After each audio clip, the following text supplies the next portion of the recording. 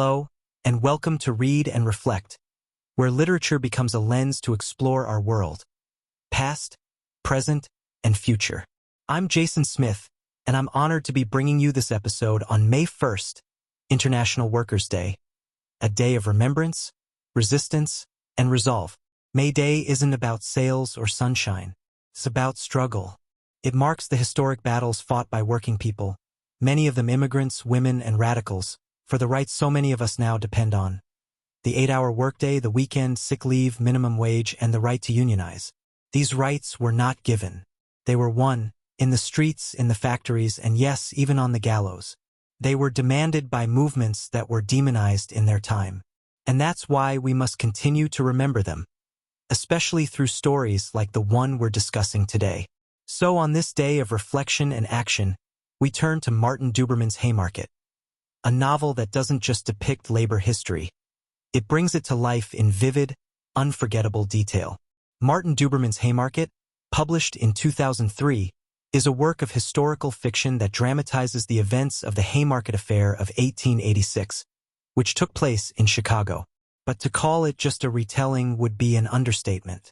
This is a literary resurrection of a radical moment, an effort to do justice not only to the facts but to the emotional, political, and human truth of the people involved.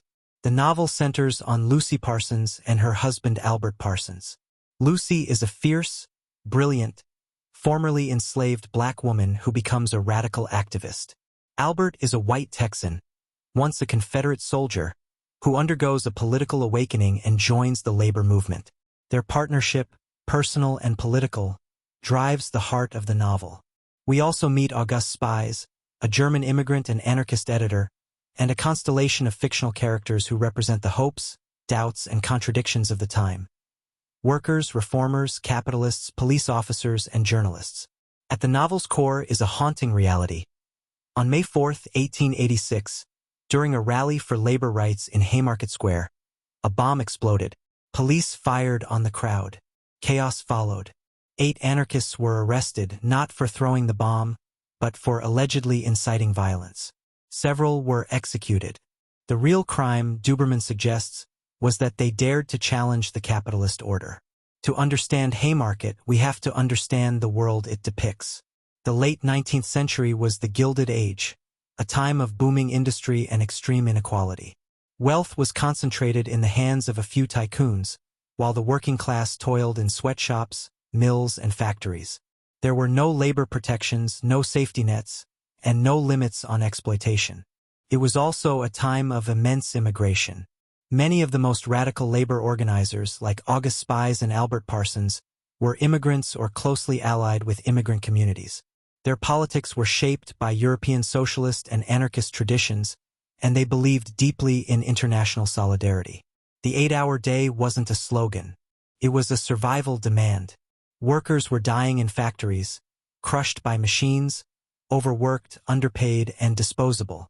When they organized, they were beaten, jailed, and sometimes killed.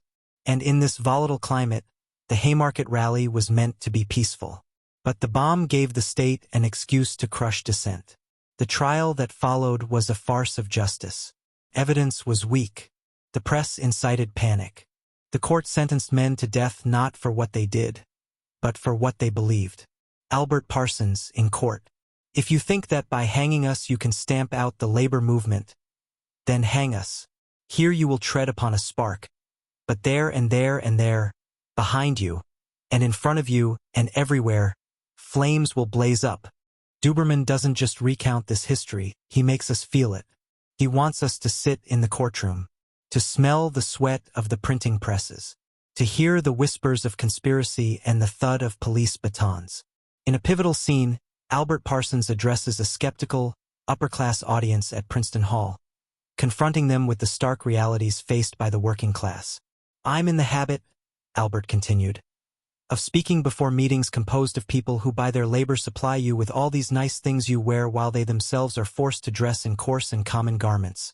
Of such people who build your fine palaces, with all those comfortable fixtures, while they themselves dwell in hovels or on the street. Are not these charitable people, these sans-culottes, very generous to you?" As the audience reacts with hostility, Parsons persists. You may choose to deny that so many in your midst are starving to death, but that will not make the fact less true. He concludes with a prophetic warning. You are driving the people to revolution. I do not advocate force, I merely predict it. Violence will come not because we want it, but because you make it inevitable. What makes Haymarket truly resonate is Duberman's literary craftsmanship. He employs a multiperspectival narrative, shifting between historical figures and invented characters. This approach does two things. It gives us both the bird's-eye view and the street-level grit. We understand the movement as a whole, but also its effect on individual lives, lovers, friends, children, traitors, and martyrs. Duberman is not afraid to humanize everyone, including those on the wrong side of history. He gives voice to frightened reformers who fear anarchists but sympathize with workers, and even to the police who carry out violent orders under systemic pressure. Most of all, he gives Lucy Parsons the space she deserves. In both history and fiction, she is a radical intellectual force. A woman who understands that the fight for labor cannot be separated from the fight against racism and patriarchy. Lucy Parsons. The bosses do not divide us by accident. They divide us by race, by sex, by color, so that we forget who our real enemies are. Duberman's writing is rich but direct, filled with tension and empathy. He weaves ideology into dialogue without making it didactic. You don't feel lectured, you feel challenged. Now, let's talk about why this story matters now. In an age of gig workers, union busting, surveillance, and corporate consolidation, the questions that haunted Haymarket are still with us. What happens when people speak out against economic injustice? How far will the state go to protect capital?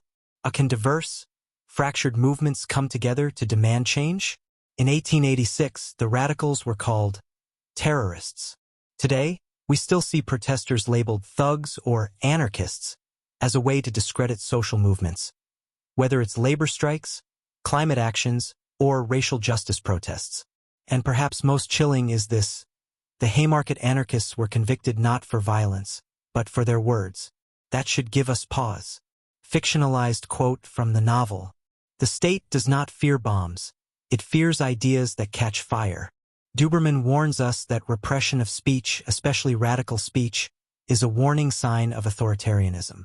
The novel dares us to ask, are we more free now, or have the tactics simply changed? As we close, remember this: Haymarket is not just about the past. It's about how we remember the past and what we choose to carry forward. Duberman offers us a gift, a work of fiction grounded in truth, empathy, and political clarity. He reminds us that martyrdom is not just tragedy, it is strategy. The executed Haymarket men became symbols, not because they were perfect, but because they believed. Lucy Parsons. My conception of freedom is not a ballot. It is a burning flame inside the breast of every worker who dares to stand up straight. So on this May Day, let's honor those flames. Let's remember that every right we enjoy, from weekends to whistleblower protections, was not given. It was fought for, and it must be defended. Read Haymarket, reflect on it, and let it change the way you see struggle, not as a chapter in a textbook, but as a story still being written. The Haymarket affair wasn't just a historical tragedy. It's a powerful mirror reflecting the injustices we still face today. In a world where authoritarian populism is on the rise, where leaders suspend human rights, undermine the rule of law, and silence the will of the people, the lessons of Haymarket are more relevant than ever.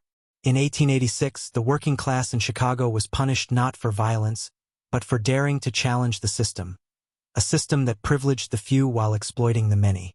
Fast forward to today, and what we see across the globe is eerily familiar.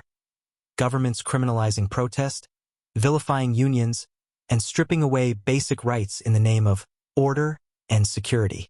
Whether it's the silencing of dissent through force, or the erasure of worker protections in favor of corporate interests, the playbook of authoritarianism has not changed.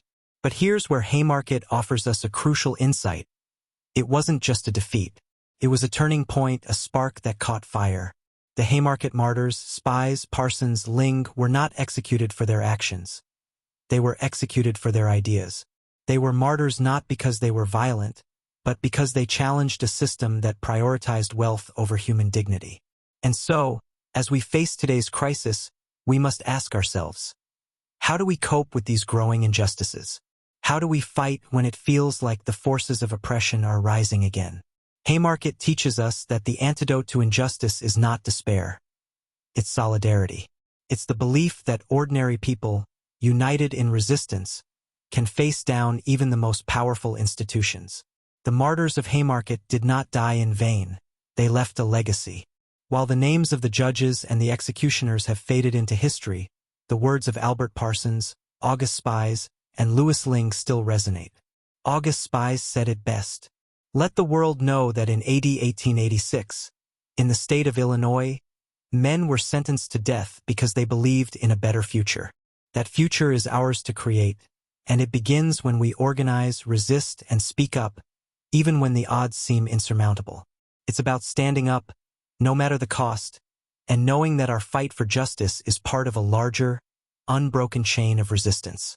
So, as we look at today's battles against unrestrained corporate power, human rights violations, and the erosion of democracy, remember the lesson of Haymarket. Resist, speak, organize, because the fight for a better world is never given. It's always won. Lucy Parsons once said, "My conception of freedom is not a ballot. It is a burning flame inside the breast of every worker who dares to stand up straight. That flame is still burning. Let's keep it alive." Thanks for joining me on this special May Day episode of Read and Reflect. If you found this episode meaningful, consider sharing it, rating it, or reaching out with your thoughts. And if you're marching today, march proud. You walk in the footsteps of giants. Until next time, keep reading, keep questioning, and always keep reflecting.